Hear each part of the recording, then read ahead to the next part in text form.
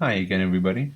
We're talking today about a few concepts: motivated behaviors, emotion, stress, and health.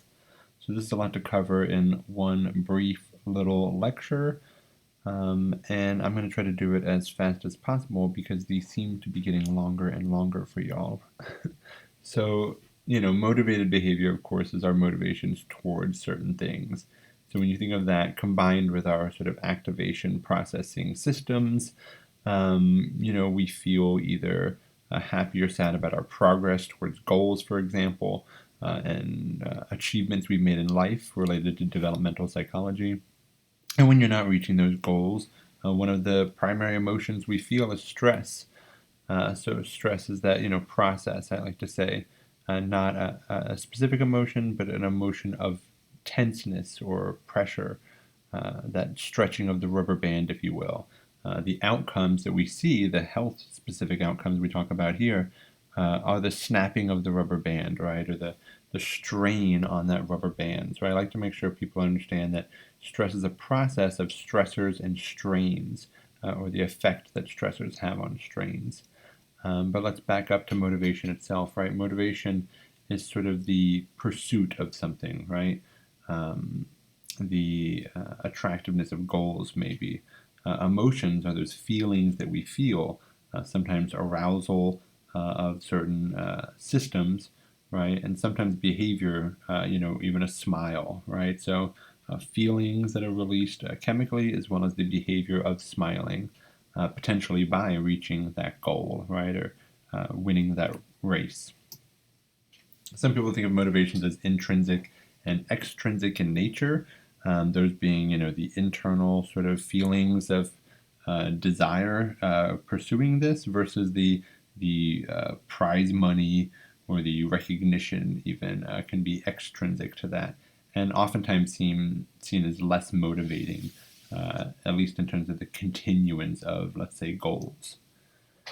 Goals, at least in my field of biopsychology, are really one of the most powerful ways of motivating people. We like to say specific, difficult, but attainable.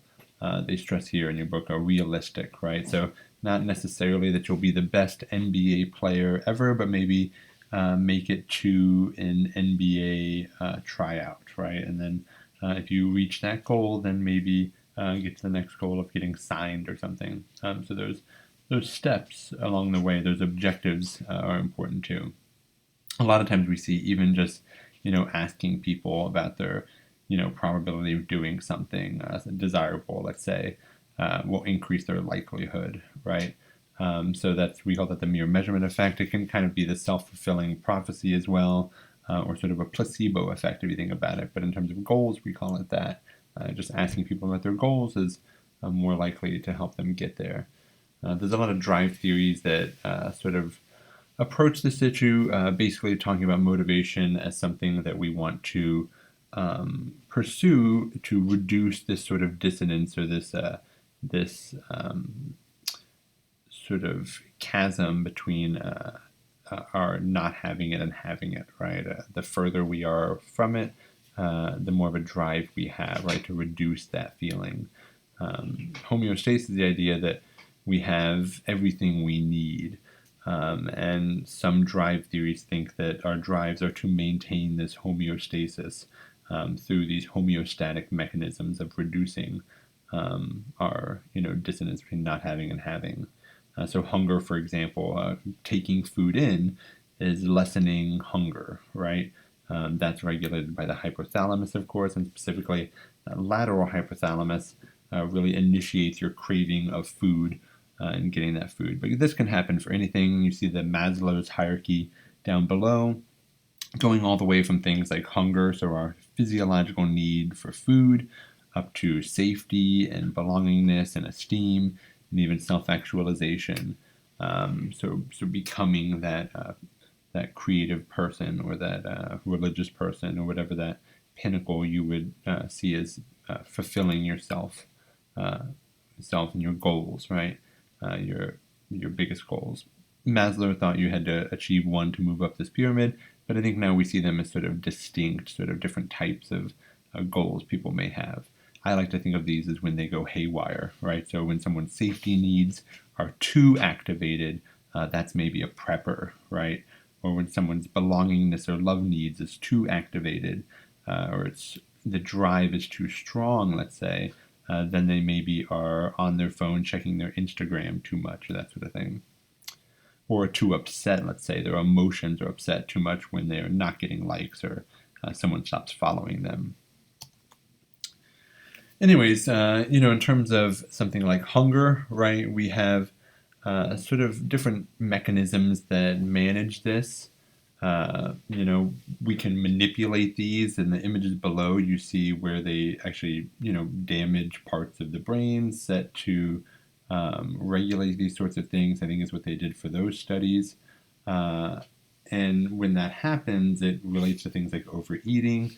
The set point for sort of like hunger, I think that's regulated by leptin. So these sort of short and long-term regulation mechanisms exist in us, either through that insulin, which you've probably heard of before, or leptin, in terms of hunger itself within that hypothalamus, right? When these go haywire, it leads to things like obesity, anorexia, bulimia. So the bigger rat who was not able to regulate, a set point was set too high, that might be something like an obesity sort of situation. But we also see emotional sort of situations can spur that. And even things like genetic predispositions and, that all paired off with energy output could lead to things like obesity. The more psychological sort of diagnosable things like anorexia and bulimia are the fear of weight gain or the sort of deprivation and binging that is characteristic of bulimia, which can be compared to something like a drug addiction, right? And of course, all the emotions that cycle through sort of the drug addiction sorts of emotions are probably the same spiraling and circulating sort of emotions that happen with bulimics, right? Or individuals with bulimia, I should say. Sexual motivation cannot be ignored, especially in a college class. So, of course, sexual motivation and sexuality is regulated by a lot of these same processes, right? Hormones, other things that sort of produce our motivations towards these sorts of things. So like hunger, it depends on our drives, right? The drive to reduce, the lack of having this goal attained, right? We do some interesting comparisons, humans versus non-humans. One of the things that's interesting to me is the ovulation issue of desire for even different types of people when ovulation is occurring or not occurring.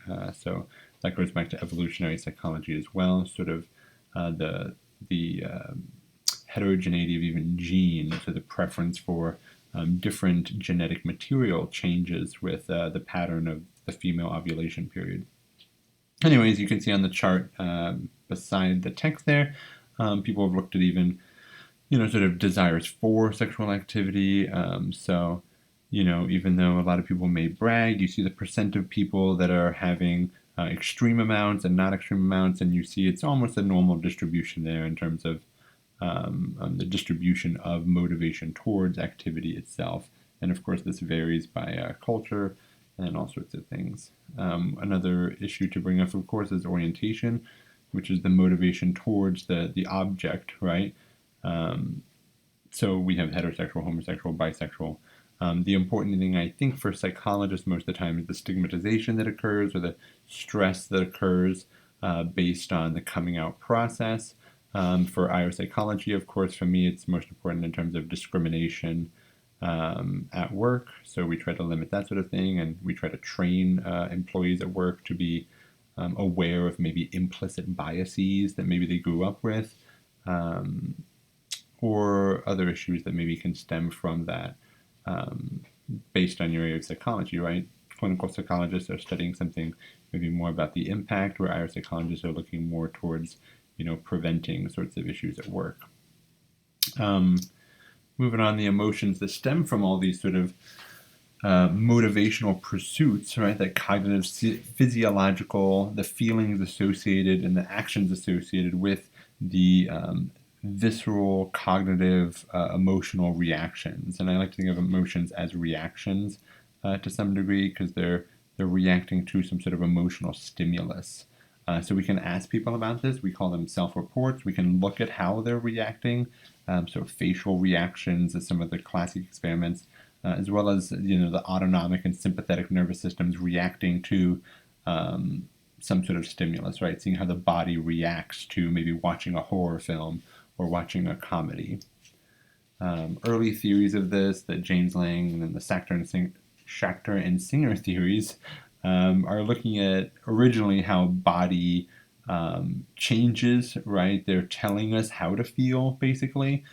So we interpret those stimuluses, and that creates some sort of emotional experience, right?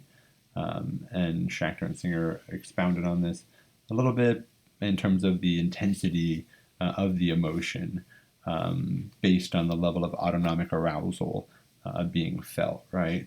Later on, we discussed a little bit more in terms of the usefulness of this. Why do we have emotions, right?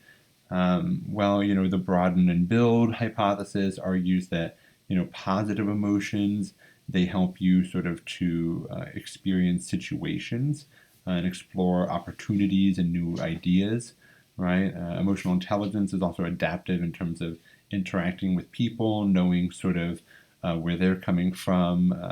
You can imagine, trading with another family. Let's say you may want to be able to read their emotions to see if you think maybe they're trying to cheat you or something like that. So even in real basic sort of commerce, emotional intelligence can kind of be useful from that perspective. And, if you put people in certain emotions, we talk a little bit about sort of domain and loss and domain of gain with Tabachik and Fidel in the cognitive psych section. Emotions really determine how we process stimuli and information. So, negative versus positive, that rough dichotomy can produce very different decisions when you're presented with information, right? Sort of playing it safe versus being risky, for example, can be very linked to the emotion you're feeling while making that decision. The six basic ones that you may be very good or bad at reading, if you're very high in emotional intelligence or low, is the happiness, sadness, anger, fear, disgust, and surprise. And a couple of them are out of order there, I believe. If you can figure out which two, then you're probably high in EQ, right? One of the interesting findings is how baby faces are very clear with these emotions, so it's very early. Cross-culturally, you can detect these emotions. So all of those faces could be French people, they could be Norwegian people. There's very limited countries that all of these people can be from, but they could be cross-cultural in nature and still be read from our perspective as we're mostly Americans here. There's visual sorts of cues are cross-culturally readable by us, which is interesting. Anyways, stress is one of these emotions that we speak to a lot, especially in my field of biopsychology. But like I said, stress is a process, right? It's sort of a response to a stimulus, right? So the sources of stress or the stressors can be things like life events, right? The negative life events we think of a lot is, things like violence towards us, let's say, death and dying, natural disasters.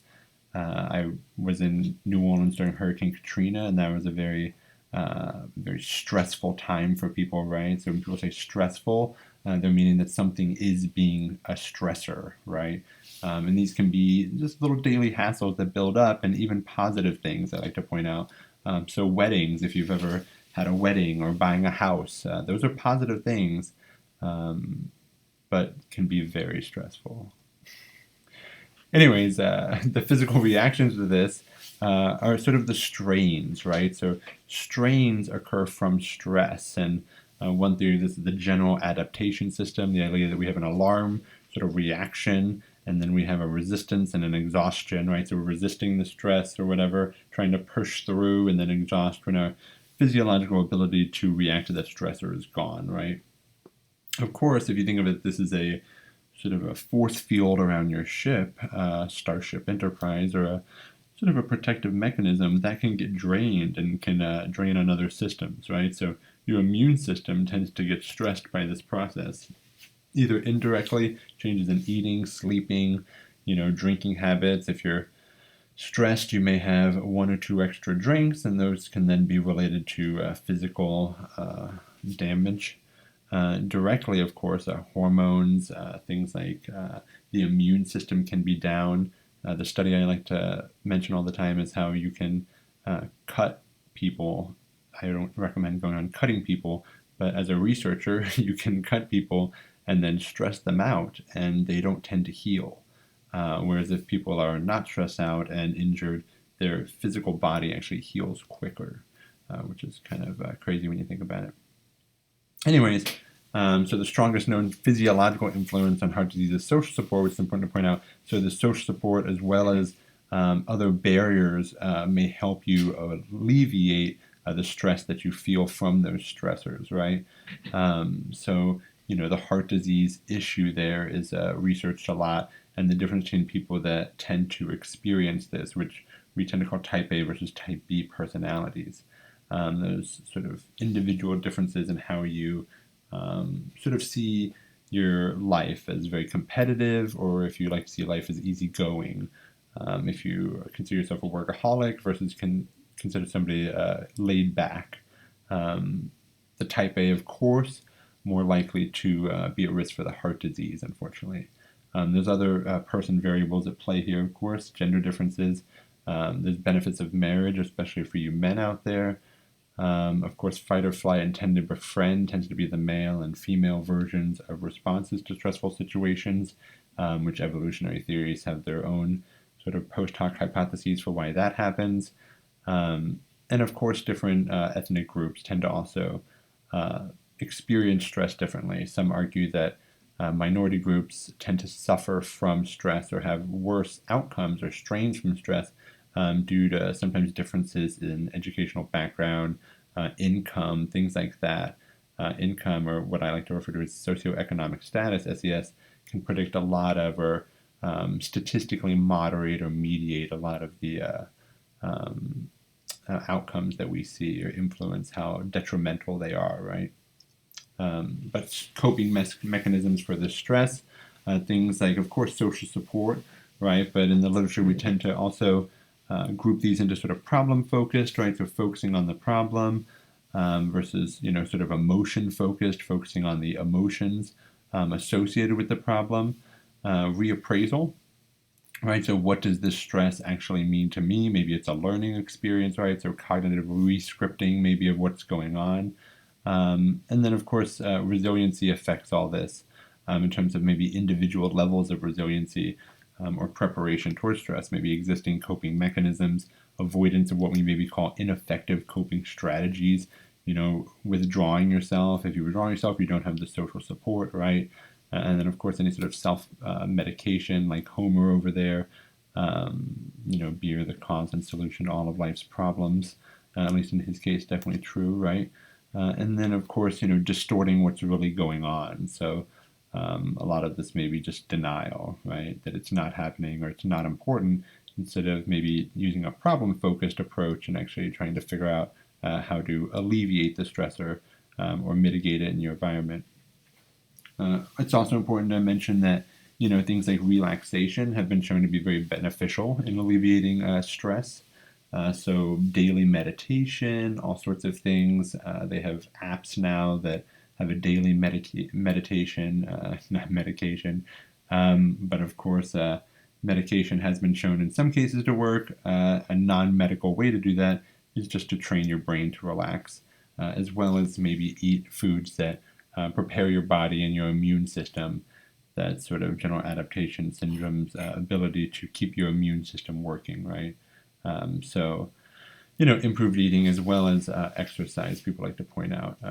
The movie Silver Linings Playbook has the guy jogging a lot to help with his psychological illness, which, for some mood disorders, it may be very effective in reducing some of the symptoms that you feel.